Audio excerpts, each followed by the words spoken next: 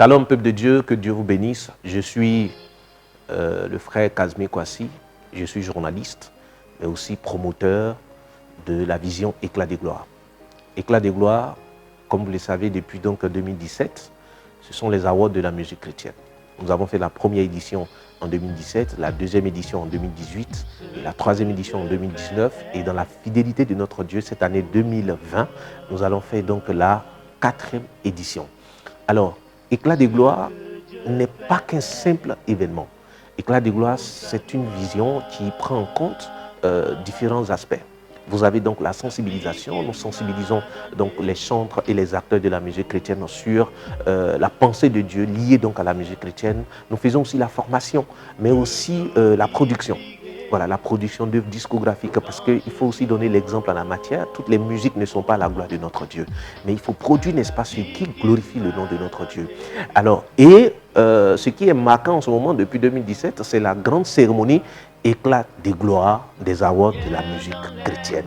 Alors, c'est un moment, une soirée prestigieuse, donc de louanges, où on se retrouve, l'ensemble du corps du Christ, tous les acteurs de la musique chrétienne, tous les amoureux de la musique chrétienne se retrouvent pour, n'est-ce pas, glorifier le nom de notre Dieu, mais aussi encourager à travers donc la remise de trophées les chantres et les acteurs de la musique chrétienne qui exercent leur vocation dans le respect des valeurs sacrées de la foi chrétienne. Alors, cette année 2020, les critères fondamentaux n'ont pas changé. Les critères sur lesquels on s'appuie donc pour sélectionner les chantres et les acteurs de la musique chrétienne, donc les lauréats. Il s'agit d'abord, dans un premier temps, il faut être membre d'une communauté chrétienne. Ensuite, il faut, n'est-ce pas, que tu sois établi par un pasteur, par un homme de Dieu, afin de conduire les temps de chant, les temps de louange lors des cultes et programmes, n'est-ce pas, de l'église. Tu ne peux pas être chant de l'Éternel et puis tu ne sais pas à l'église, ça n'a pas de sens. C'est là-bas que ça commence. Et en plus de cela, il faut, n'est-ce pas, jouir quand même d'un bon témoignage. C'est très important. Et c'est vrai que aujourd'hui, nous voyons beaucoup de personnes qui chantent et qui font sortir des albums. Et tout cela, on les appelle chants de l'Éternel. Laissez-moi vous dire que tout le monde n'est pas chant de l'Éternel parce que tout le monde chante Dieu. Tu peux donc produire des albums, mais tu n'es pas chant de l'Éternel. Et quand tu es chant de l'Éternel à l'église, tu as la possibilité donc de faire des albums discographiques, il n'y a pas de problème. Tu portes toujours ce manteau-là. C'est une grâce que le Seigneur fait, n'est-ce pas, juste pour étendre la grâce, n'est-ce pas, qui est sur ta vie. Et ça va faire, n'est-ce pas, du bien à beaucoup de personnes. Mais à côté, n'est-ce pas, de ces chants qui produisent des albums, il faut souligner que il y a, n'est-ce pas, des chrétiens qui chantent à la gloire de Dieu, mais qui ne sont pas chants de l'Éternel. Eux, ce sont des artistes chanteurs de gospel. Donc, ils ont choisi de donner un contenu chrétien à leur production discographique pour, n'est-ce pas, édifier, pour évangéliser ou encore amener les uns des autres à se rapprocher davantage de Dieu. Et donc, il faut faire la différence entre artistes chanteurs de gospel et chants de l'Éternel. Les chants de l'Éternel sont forcément dans nos différentes églises et ils ont la possibilité de produire des albums. Par contre, les artistes chanteurs de gospel, eux, c'est seulement les albums qui les intéressent. Et en plus de cela, nous avons plusieurs catégories donc, qui nous permettent donc de classifier les différents lauréats.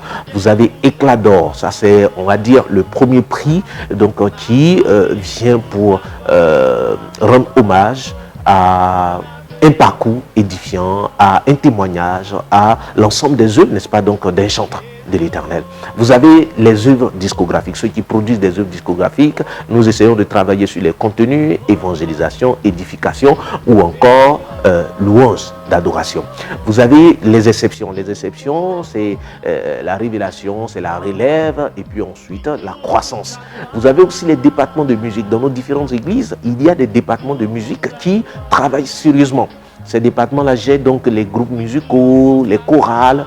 Donc nous voulons donc encourager les chorales, les groupes musicaux à vraiment demeurer donc dans le respect des valeurs sacrées de la musique chrétienne.